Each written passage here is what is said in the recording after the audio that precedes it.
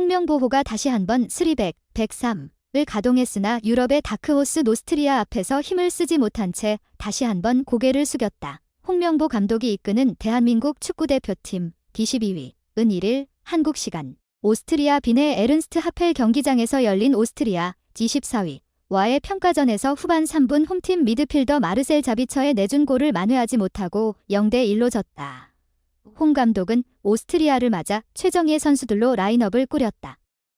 골키퍼 김승규, FC 도쿄를 비롯해 김주성, 산프레체 히로시마, 김민재, 바이에른 뮌헨, 이한범, 미트윌란 이상 수비수, 이태석, 아우스트리아 빈, 백승호, 버밍엄 시티, 김진규, 전북 현대, 서령우, 츠르베나 즈베즈다 이상 미드필더, 이강인, PSG, 손흥민, LAFC, 이재성, 마인츠 이상 공격수, 가 선발 출격했다.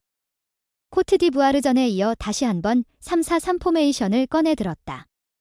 오스트리아는 파트리크 펜츠 골키퍼를 비롯해 필립 은베네, 필립 라인하르트, 마르코 프리들, 론다트 라이머, 미상 수비수, 자베르 슐라거, 파트리크 빈머, 파울 바너, 마르셀 자비처, 크리스토프 바움가르트너, 미상 미드필더, 마르코 아르나우토비치, 공격수, 가 선발로 섰다. 한국은 초반에 손흥민, 이강인을 중심으로 상대와 맞불 작전을 놨다.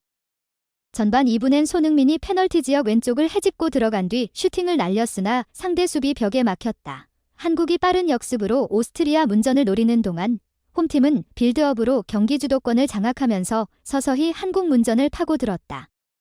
한국은 전반 18분 수비 실수로 위험한 장면을 내줬다. 수비 클리어링 실수로 상대의 위험 지역에서 공격을 허용한 것이다.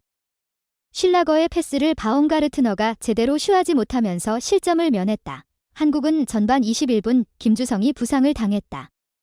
오른 무릎을 다쳤는지 절뚝거리면서 그라운드를 빠져나왔다. 홍명보 감독은 물 보충 시간, 하이드레이션 브레이크, 직후 김태현, 가시마 앤틀러스로 교체했다. 예상외로 부상이 심각할 수도 있어 홍명보호의 장기적인 악재가 될 수도 있을 전망이다. 전반 31분엔 상대가 2중, 3중 마크를 하던 이강인이 거친 반칙에 넘어지는 불상사도 있었다. 한국은 전반 37분 문전 혼전 도중 흘러나온 볼을 미드필더 김진규가 오른발 발리슛으로 연결했다. 제대로 들어갔더라면 골이 될 수도 있었지만 상대가 육탄 방어로 막아냈다. 이어지는 코너킥 기회에선 김민재가 회심의 헤더슛을 각이 없는 곳에서 시도했으나 상대 골키퍼를 뚫지 못했다. 전반 39분엔 핵심 수비수 김민재가 넘어져 치료를 받기도 했다. 태극전사들은 지난 29일 코트디부아르전 0대4 참패의 충격을 한 번 더 만들 수 없다는 듯 사력을 다해 뛰었다. 그러다 보니 직전 경기에서 가나를 5대1로 대파했던 오스트리아도 한국의 강한 저항 의지 앞에서 결정적인 공격 찬스를 만들지 못했다. 후반 41분엔 바움가르트너의 크로스를 한국 수비 라인이 다시 한번 위험지역으로 들어오기 전에 걷어냈다. 전반전은 결국 0대0으로 끝났다. 한국 입장에선 유럽의 수준급 실력을 자랑하는 오스트리아 대표팀 상대로 3백이 45분간 큰 문제 없음을 입증했다. 그러나 한국은 후반 초반 수비 집중력이 무너지면서 실점을 먼저 내주고 말았다. 오스트리아는 이날 한국의 오른쪽 측면을 집중 공략했다. 결국 슐라거가 페널티 지역 오른쪽에서 가운데로 올린 볼을 한때 맨체스터 유나이티드에서도 활약했던 자비처가 오른발 인사이드 슈팅으로 가볍게 밀어넣어 3안여 홍관중의 함성을 이끌어냈다. 태극전사들은 골문 정면에서 자리 잡고 기다리던 자비처를 전혀 보지 못했다. 결국 그에게 노마크 찬스를 내주고 실점했다. 한국은 실점 뒤에도 공격 의지를 숨기지 않았다. 후반 16분엔 이강인이 오른쪽 측면으로 뿌린 패스를 윙백 서령우가 잡아 가운데로 낮게 패스했다. 손흥민이 골문 정면에서 왼발 슛을 시도했으나 아쉽게 상대 골문 오른쪽을 벗어났다.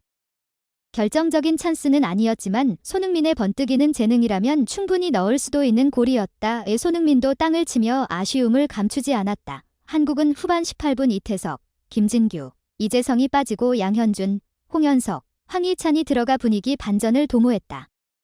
태극전사들은 물 보충 시간 지후에도 득점을 위해 줄기차게 뛰어다녔다. 후반 29분엔 손흥민이 상대 수비 라인을 깨트리고 단독 찬스를 잡은 뒤 슛을 했으나 볼이 골대를 외면했다.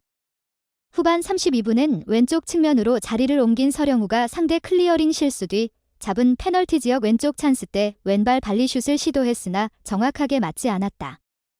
후반 37분엔 손흥민, 서령우, 백승호가 나오고 오현규, 엄지성, 권혁규가 들어갔다. 한국은 최근 튀르키예 명문 베식타시에서 절정의 골 감각을 선보이고 있는 오현규가 상대 수비 라인을 깨트리고 전력 질주한 뒤 왼발 슛을 시도했다. 이게 상대 골키퍼 펜치에 몸을 맞고 골라인을 넘을 것처럼 보였으나 속도가 확 줄어들었다. 다른 태극 전사들이 달려들기 전에 펜치가 볼을 다시 잡았다. 홍명보호 입장에선 가장 아쉬운 순간이었다. 오현규도 두 손으로 얼굴을 감싸주며 아쉬워했다. 결국 홍명보호는 후반 수차례 공격 찬스가 무위에 그치면서 통안의 0대1 패배를 당하고 말았다.